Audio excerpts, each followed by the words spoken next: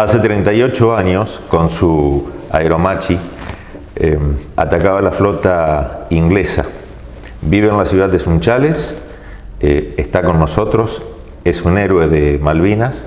Conversamos con Owen Kripa.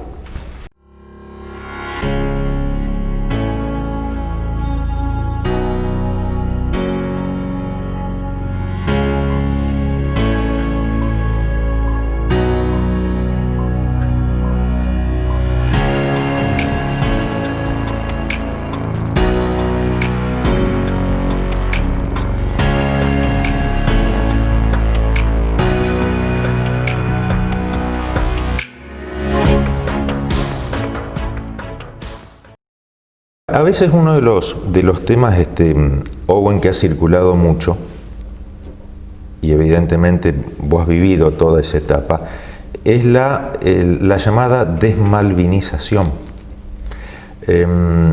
¿Esto fue un título que se dio o realmente ha ido ocurriendo? Y después hablaremos si ha ocurrido, por qué este término de desmalvinización. No, ocurrió profundamente y tiene su razón de ser. Nosotros tenemos un nefasto actor que acompañó toda la historia de nuestra patria. Yo los otros días charlaba con unos chicos de una universidad, una facultad de acá de Mendoza, que había dos ramas, uno de filosofía y letra y otra de historia, ¿no? Entonces digo, bueno, vamos a tratar un poco la historia de nuestra patria. ¿Quiénes fueron los actores a nivel mundial que tuvieron especial ascendencia sobre lo que hoy es Argentina? Y se reitera a lo largo de toda nuestra historia y se repiten con las mismas recetas la cantidad de veces que el Reino Unido de Gran Bretaña, hoy, en aquel momento Inglaterra, nos avasalló. Te voy a dar varios, tengo muchísimos ejemplos, ¿no? Pero fíjate que en nuestras guerras de la independencia, hasta la declaración de la independencia en la casita histórica de Tucumán, ocurrieron entre 1810 y 1816. En realidad la conformación como argentina ocurre mucho después, casi a fin de ese siglo. Pero en 1824, Inglaterra ofrece a la Argentina un préstamo de uno de sus grupos banqueros. Ese préstamo era de 1 millón de libras esterlinas. Los propósitos eran mejorar el puerto de Buenos Aires, porque era un interés inglés, y fundar 2 o 3 ciudades sobre la costa. En definitiva, ese dinero no se usó para eso, sino que se usó para la guerra contra el imperio brasileño. Pero de ese millón de libras esterlinas llegaron al país algo de 650.000 libras nada más. El resto ya en esa época. El resto quedó como comisiones, ¿viste? Gastos y demás. Sí. El flete. Pero no llegaron ni siquiera las 650.000, creo que era exactamente 657.000 libras. Está todo documentado. Llegan solamente esas 57.000 libras como libras. Y el resto llega como letras. Quiere decir que sí o sí teníamos que operar con Inglaterra para darle valor, porque en ese momento era la única posibilidad. En el 1827, 3 años después, entramos en cesación de pago. Igual que ahora. Cambian los nombres de los actores, pero fíjate, no éramos Argentina todavía, estábamos en nuestras luchas internas y ya estábamos sufriendo las consecuencias de esto. Desde aquel momento hasta hoy las seguimos sufriendo. Pero lo increíble es que hay cantidad de leyes y cantidad de acuerdos que establecieron, que llevaron a cabo, que firmaron nuestros representantes, nuestros legisladores, que favorecen exclusivamente a Inglaterra. desde nuestros inicios hasta hoy. Los pactos Roca-Runciman, por ejemplo, los Davernon, eran pactos que Argentina, por ejemplo, uno de ellos, Argentina puede vender la carne, pero exclusivamente a través de la empresa fulanita de tal, que es inglesa. Inglesa, único. Y todos los frigoríficos ingleses, La Negra, Capcoatrero, Swift, todos ingleses. Es decir, ningún productor argentino podía vender por su cuenta. ¿Qué pasa hace muy poco acá? Te cuento, hace unos años atrás, cuando empieza el tema de los pools, yo de colado participo en una reunión en la Bolsa de Santa Fe donde venía un grupo de empresarios chinos, y uno de los chinos en un momento dice que nosotros no le compramos granos a la Argentina. Y uno de los productores acá, que sabía tanto como yo, dice, pero ¿cómo no? Si vendemos a Estados Unidos, a Rusia. No. Ustedes le venden a Cargill. Nosotros le compramos a Cargill. O le compramos a TAC. Pero eso, viste, me quedó tan grabado. Digo, pucha, no ha cambiado nada. No ha cambiado nada. Monsanto, Cargill y tal. Estamos hablando de 1824, bueno, 1825 nos hacen firmar ese pacto de amistad, buenas relaciones, paz, y en el 833 nos atacan y nos quitan Malvinas. Esos son los ingleses. Y para no abundar en esto, te traigo a hoy. Vos seguramente escuchaste hablar del tema de los mapuches en el sur. Tal cual. Seguramente escuchaste hablar de que hay compañías mineras que están destruyendo nuestros glaciares. Bien. En el año 2000, nuestros legisladores firmaron una ley que se llama de minería argentino-chilena, que es la 25.400 no sé cuánto, pero es del año 2000. Esa ley, contradiciendo leyes preexistentes que obligaban a proteger los glaciares, otorga a las compañías mineras inglesas la potestad de hacerlo, pero con gobierno propio. ¿Qué significa gobierno propio? Que ellos tienen su comisión directiva que no responde ni al gobierno de Argentina ni de Chile, y que los reglamentos internos los pueden cambiar ellos cuando se les antoje. Lo peor de esto es que sacan oro, sacan plata y otros minerales por los puertos patagónicos. Yo después, si querés, te puedo demostrar y con documentación por qué puertos salen. Para pagar los cánones que tienen que pagar a nuestro país, lo hacen solamente bajo declaración jurada, sin ningún control de nadie. Y pagan el 1% de lo que ellos declaran. O sea, nada. Nada. Respecto de lo que se lleva. Pero lo peor es que esos dineros, que a ellos les quedan en abundancia, los utilizan para nuestros organismos de derechos humanos, para las organizaciones mapuches, que tienen su sede en Bristol, Inglaterra, y además hacen beneficencia acá. Fíjate vos, dan subsidios a universidades públicas, dan subsidios a universidades privadas, becan chicos, subsidios a comunidades, préstamos para pequeños inversores. ¿Para qué? Para ganar voluntades. ¿Me entendés? Para ganar voluntades. Y va a pasar lo mismo con la minera esta que tenemos en el norte, ¿no? A lo largo de nuestra historia, y si volvemos al siglo pasado, hubo dos eventos que involucran a los ingleses de manera terrible. Uno lo sufrimos acá, la Forestal, la masacre de la Forestal. Para que vos tengas una idea, había tanta connivencia entre esa empresa y nuestros actores políticos que el gobernador Mosca, que era el gobernador de la provincia de Santa Fe, les proveía los uniformes, armas y munición a la guardia, que era guardia privada de la Forestal. Acá hubo más de 1.200, 1.300 muertos. Sí. Pero no solamente lo que ellos decían que eran los anarquistas. Eran empleados, eran laburantes y hasta muchos de ellos eran colonos que no los dejaron asentar acá. Y en el sur, lo que se llamó Patagonia Trágica, ¿me entendés? Donde en el sur, a través de Irigoyen, lo presionan a Irigoyen para que comprometa al ejército argentino, inclusive en esas matanzas.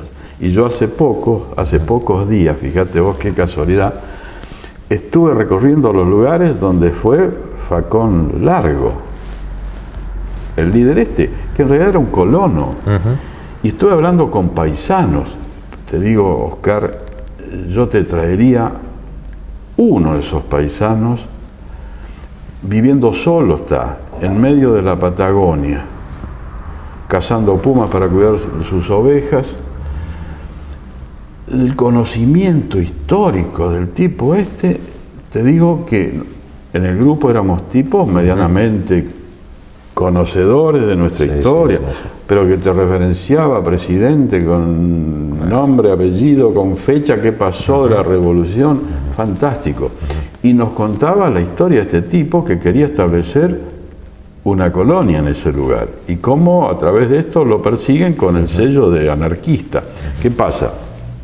Había terminado la Primera Guerra Mundial y no le alcanzaba a Inglaterra todo el robo que hacía para volver a llenar sus arcas por todo el desgaste que había provocado esa guerra, que empezó a presionar a sus pobres empleados y obreros, que ya de por sí los tenía como esclavos, porque acá en la forestal, como allá en el sur, nunca cobraron, recibían bonos.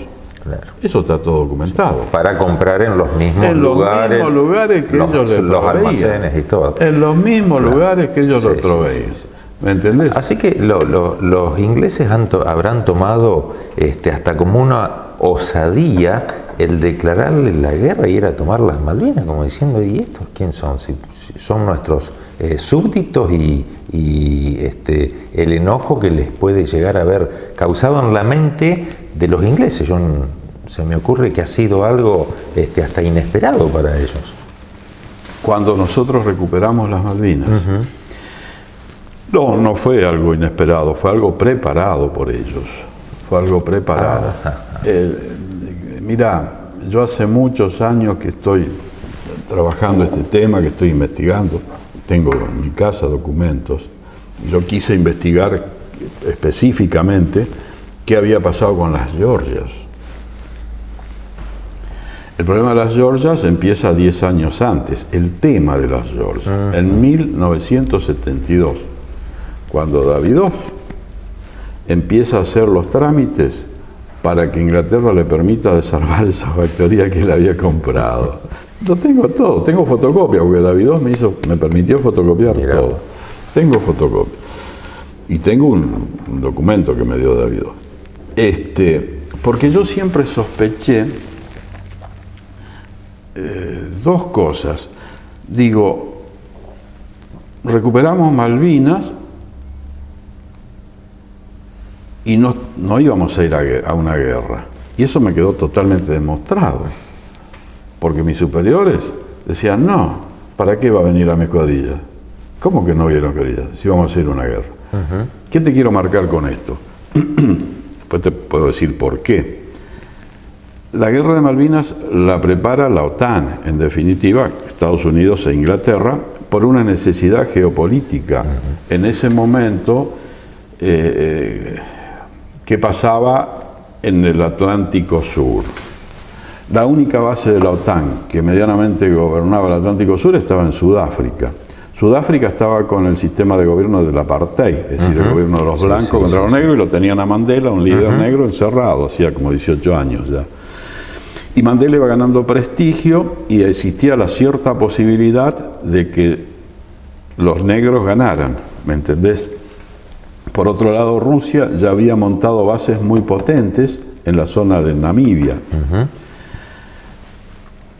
En ese momento era la última etapa de lo que se llamaba Guerra Fría. Fue la última etapa de lo que se llamaba Guerra Fría. En realidad, muchos historiadores consideran a la Guerra de Malvinas como la última batalla de la Segunda Guerra Mundial. Que a partir de Malvinas cambia el orden mundial. En muchísimos aspectos cambia el orden mundial, pero te voy a marcar algunos. Se derrumba la Unión de Repúblicas Soviéticas Socialistas. Por supuesto, cae el muro de Berlín. Se unifica Alemania. Con todo, no sé si vos a lo mejor no te acordás, con todo lo que significó esa unificación y ese retiro de los aliados. Porque no te olvides que en Alemania no estaba solamente Rusia. Yo iba a Berlín y tenías, porque lo viví, yo crucé el muro de Berlín, yo tengo fotos cuando estaba el muro de Berlín. Berlín estaba dividido como una pizza, ¿me entendés? El espantoso muro ese, y después la parte americana, la parte... Sí. Todos se habían repartido lo suyo. Sí. Nada más que para nosotros los malos eran los rusos. Los otros días me reía porque estaba hablando con un amigo y me dice, mira, los yanquis en el único lugar donde son buenos es en las películas. En el resto no han hecho todo el daño vos. No, seguro. Sí. Bueno, después, ¿qué pasa? Se crea la Unión Europea. Cae el apartheid en África. Y aparece un nuevo actor, y ocurren otras cosas más, pero aparece un nuevo actor en este juego mundial, que es China. Hasta ese momento China estaba allá, ¿viste? Ni se lo nombraba. Ni se lo nombraba. Sí. Era el Pacto de Varsovia, que era la Unión de Repúblicas Soviéticas Socialistas, o lo que se llamaba en ese momento, ni se mencionaba OTAN, el mundo occidental y cristiano, donde yo graciosamente me sentía comprendido, hasta que la Guerra de Malvinas me pegó una cachetada y me hizo saber que yo no estoy ahí, que los argentinos no estamos ahí. Y ellos necesitaban controlar el espacio del Atlántico Sur. Y la posición alejada de África, del Cuerno de África, y medianamente alejada de América, era Malvinas. Una posición en medio del océano, sin actividad volcánica, con control de los pasos interoceánicos y con algo que es fundamental. Ayer cuando hablaba con los chicos estos de la base Belgrano de la Antártida, les comentaba algunas cosas. Muchos de ellos las sabían, porque se firma el convenio antártico, ¿no? Pero en ese momento Inglaterra no podía, o la OTAN no podía reforzar unilateralmente las Malvinas, porque iba a tener el rechazo internacional. ¿Por qué? Porque en esos años se había lanzado mundialmente una gran campaña descolonizadora. Entonces, todos los países del mundo exigían a Inglaterra que nos devuelva las Malvinas. ¿Me entendés? Con esta tramoya, con este circo que hicieron con las Georgias, ellos lanzan unos buques de guerra para reprimir a los argentinos, que eran pobres obreros, porque no había militares ahí. Y a nuestros gobernantes de facto de ese momento se les ocurre recuperar Malvinas. La recuperación de Malvinas era un ejercicio que se jugaba casi todos los años en la Escuela Superior de Guerra. Mira vos. Las hipótesis de conflicto, ¿me entendés? Sí. Hipótesis de conflicto. Entonces, todos los almirantes, los que van a llegar a almirante, a generales y a brigadieres, antes de, van y hacen prácticas y simulan. Entonces, eso ya lo tenían armado. Dijeron, vamos a tomar. Aparentemente tenían la anuencia de Estados Unidos, que le dijo, muchacho, sí, Vayan tranquilos. Vamos que vamos a negociar. Bien. Se produce la recuperación de Malvinas de manera brillante. Pero Oscar, la guerra no estaba planificada. Y no se pensaba en una guerra. Porque eso lo viví yo. Cuando veo que se produce la recuperación, yo digo, viene guerra. Claro. ¿Me entendés? Y como yo, muchos militares. Y yo quiero volver a una escuadrilla, quiero ir a una escuadrilla donde yo sabía que podía volar, que podía combatir. Y me dicen, no lo vamos a necesitar.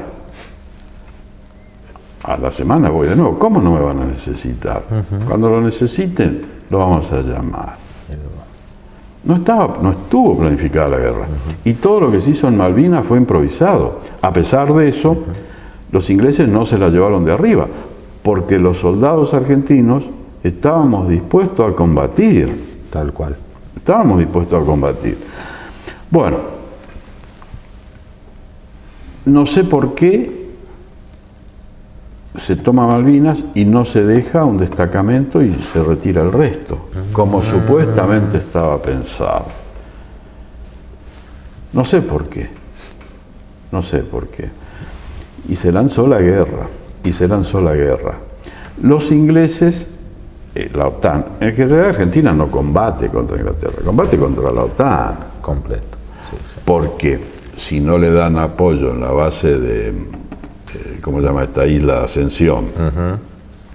Si no le dan armamento que los ingleses no contaban, misiles inteligentes y demás. Si no le dan apoyo satelital.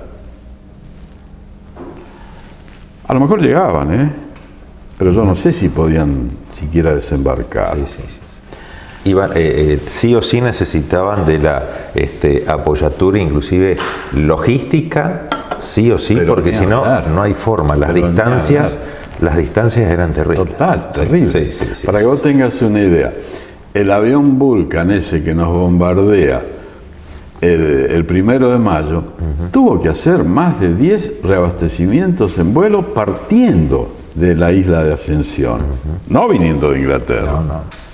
Partiendo de la isla Ascensión. Más de 10 reabastecimientos en vuelo. Sí, hay mucho para hablar. Y llama la atención esas cosas que uno se va, que un protagonista, Owen, nos plantee que ni siquiera tus altos mandos preveían una guerra, porque vos ibas preparadito para subirte. No, estamos como que es un juego, acá no hay guerra, si volvemos todos felices y contentos. Entonces... Bien, ahora después de toda esta charla quiero responder tu pregunta inicial. Que de Malvinas. Me fui por las ramas. Pero quería hacer todo este análisis para decirte por ubicar qué. En el contexto. ¿Por qué? Tal cual. Porque en realidad Inglaterra, la OTAN, pensaba que haciendo todo este despliegue, más de 100 buques, con submarinos nucleares, con apoyo satelital, el visto bueno de la OTAN, por supuesto el mundo occidental y cristiano todo contra nosotros, nuestra madre patria, Italia, España, todo. Francia, todo. Nosotros, ante el primer disparo, nos íbamos a rajar. Y no les salió así. Es decir, nuestros gobernantes se confundieron al no pensar que iba a haber una guerra. Y la OTAN, Inglaterra, pensó que íbamos a salir en dispara. Tiraban un cuetazo y no quedaba nadie. Tal cual. Y fíjate que el 1 de mayo nos atacan Puerto Argentino y 2 posiciones en Goose Green. El 2 de mayo nos hunden el Belgrano. El 4 de mayo los aviones de la aviación naval le hunden ni más ni menos que su barco, su último barco, su figurita, la estrella, la Sheffield. Eso fue un golpe. A los pocos días, después del 21 de mayo, le hunden el Atlantic Conveyor, también los aviadores navales, porque acá yo quiero muchísimo lo de la Fuerza Aérea, combatieron como leones, han hecho operaciones, yo siempre lo digo, la operación de Bahía Agradable, porque ellos querían hacer un desembarco en San Carlos y otro en Bahía Agradable, cerca del puerto argentino. Entonces iban a hacer un movimiento de pinza. Bien. Y gracias a la Fuerza Aérea, que les destruye toda esa operación, que le hunde 2 buques, el Sir Gallagher, se tienen que ir de ahí. Y se tienen que retirar 2 veces para replanificar todo. No se la llevaron de arriba. Como los que ordenan la guerra, entre ellos estaba nada más ni nada menos que el nieto de Winston Churchill. Mirá vos. Winston Churchill dice en la Cámara, después de la guerra, a la Argentina la vamos a hacer revolcar en el barro de su... Y la desmalvinización es producto de eso. Y toda esta corrupción a través de estas mineras y a través de las compañías petroleras. Y lo peor es que se le miente al pueblo argentino. Lo peor, no sé por qué. Yo no puedo creer que todos los políticos, que entre todos los políticos no tengamos estadistas, no tengamos gente con el valor de decir, revisemos esta ley. Oscar, hasta hace muchos años atrás, después de la guerra, acá se decía y se criticaba a otros países porque daban apoyo a las plataformas petroleras que nos están robando el petróleo en la Argentina. Y decían que no había vuelos desde Argentina hasta las Malvinas. Hasta que un periodista acá Sunchales me dijo, Owen, ¿me acompañás a Malvinas a hacer una nota? Y yo le dije, no, por 2 cuestiones. Porque no quiero pisar Malvinas y que me firmen el pasaporte como si llego a un país extranjero. Y la otra cuestión que le digo a este amigo es que tenemos que ir hasta Chile para... No, ¿qué hasta Chile? En Río Gallegos podemos tomar el avión. Y ahí me voy a Río Gallegos y descubro que sí podíamos tomar el avión. Y me voy hasta Río Grandes. ¿Y sabes qué descubro, Oscar? Que con helicópteros de las Fuerzas Armadas Argentinas se le estaba dando apoyo. No. Y ahí sí, lo hice filmar con un periodista de acá. Eso está filmadito. Bien. ¿Y volviste, has vuelto a Malvinas? No. ¿No querés que te firmen ¿Pero cómo? que te firmen el pasaporte? Es una falta de respeto para mis amigos que han dejado su sangre ahí. Tal cual. No, sí. No, ni por broma. Ni por broma. Y luego está lo que después de tantos años, la gente, hay un grupo de políticos que dicen, no, las Malvinas han atacado muchísimo a los excombatientes, históricamente, y me sigue llamando la atención el interés que causa en nuestros jóvenes. Si yo voy siguiendo los distintos lugares donde participás, conferencias, la cantidad de gente joven, pibes que ni habían nacido, no existían, y que están interesados en saber qué pasó y cómo reciben a los héroes de Malvinas. Hay contraposiciones, digamos, hasta desde el punto de vista educativo, todavía no está instaurado dentro de la historia hablar como se debe de la historia de las Malvinas. Mira, en realidad, desde el punto de vista educativo, no está instaurado hablar de la historia de nuestro país. Estos días yo empecé a preguntar a amigos, ¿sabes por qué se llama la Vuelta del Pirata? Donde vamos a comer pescado. Sí. ¿Sabes si Garibaldi atacó ciudades acá en nuestro litoral? ¿Sabes que estuvo atacando Gualeguaychú y Concordia, Garibaldi? Y te miran, ¿viste? Claro. ¿Sabes que Bron lo derrotó a Garibaldi acá frente a esquina? Y Garibaldi corrió, porque le hizo pomada a todos los barcos, corrió a pie por las islas y se fue de nuevo a Uruguay. ¿Me entendés? Y sabés que hace un tiempo un editor de una revista me dice: Owen, necesito que me escribas un artículo sobre el Congreso de Tucumán. Y yo le digo: mira qué raro que le pidas a un litoraleño que escriba sobre el Congreso de Tucumán si nos sacaron corriendo de ahí. No participamos, nuestros representantes lo corrieron a los 3 días. Porque nosotros queríamos las Provincias Unidas del Río de la Plata, que después los porteños se las regalaron a Inglaterra, a Francia, y por eso se conforma el Uruguay. Pero Artigas quería estar con nosotros. Claro. ¿O vos querés que de casualidad la estatua de Artigas está en la punta de la costanera que se llama Almirante Brown? Sí. Esa historia no se habló nunca. Claro. Menos esperar que se hable de Malvinas. Y menos esperar que se hable de Malvinas. Claro. Yo digo, qué rico sería que nos pusiéramos a hablar de nuestra historia. Santa Fe tiene una historia riquísima.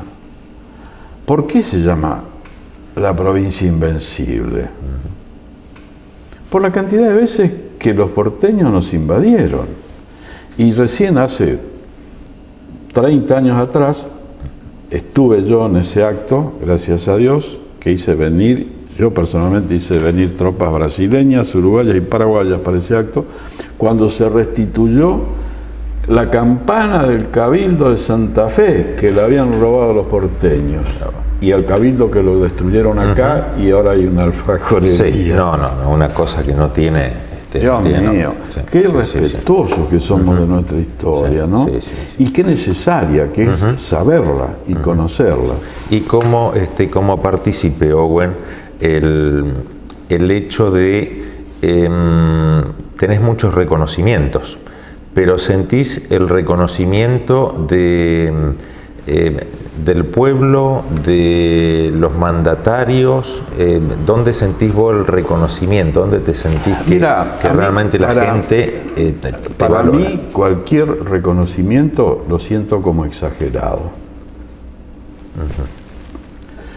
Siento que no necesito reconocimiento. ¿Me entendés? ¿Por qué? Porque yo hice lo que tenía que hacer, Oscar. Los otros días un amigo me decía, salió también por las redes, ¿no? Dice, aplaudir a un político porque inaugura una obra es como aplaudir a un cajero automático porque te da dinero. Claro, están para eso. Digo. Porque es nuestro dinero, ¿me entendés? Porque es algo que tiene que hacerse. Yo como militar siempre digo, yo sabía que mi capital de trabajo es mi vida. Un militar, un policía, un gendarme, un prefecto, un bombero, tiene que saber que su capital de trabajo es su vida, que lo que va a poner en juego es su vida. Y medianamente tenés que estar dispuesto a hacerlo. Pues si no, elegí otro trabajo, elegí otra profesión. Es decir, a mí nadie me obligó a entrar a la escuela naval, a entrar a la escuela de aviación naval, y yo me divertía. Porque siempre digo, mi vida fue de aventura tan linda que yo pasé de los avioncitos de papel, ¿viste? Y de madera, a estar comandando esos aviones. Y esa imaginación que me hacía a mí tirar tiros al avioncito de papel, yo lo pude hacer con aviones de verdad. ¿Me entendés? Esa fantasía, esa aventura, esa niñez, yo la disfruté continuándola como hombre, como profesional de la guerra. Cuando surge esto, yo quería estar. Porque el país me había pagado para que yo lo haga. Vos lo sentías como una obligación, tengo que estar. Pero tengo que estar. Hubiese sido terrible para mí no estar. ¿Me entendés? Hubiese sido terrible. Me hubiese sentido muy mal. Como siento que le pasa a aquellos que no pudieron estar. Imagínate un médico que estudia toda su vida y practica cirugía, que no puede operar nunca. Claro. Por supuesto, ojalá no ocurra otra guerra, pero ocurrió y yo estaba ahí. Entonces, viste, reconocimientos. yo empecé a pelear por lo que llamamos la causa Malvinas, por las necesidades que sufrían los soldados. Yo ya estaba acá en Sunchales, cuando un día yo vivía en calle Alem, hacía poco que estaba, aparecen dos señores en mi casa que me dicen, soy Luis Enrique, y el otro me dice, soy Chiquito Robredo.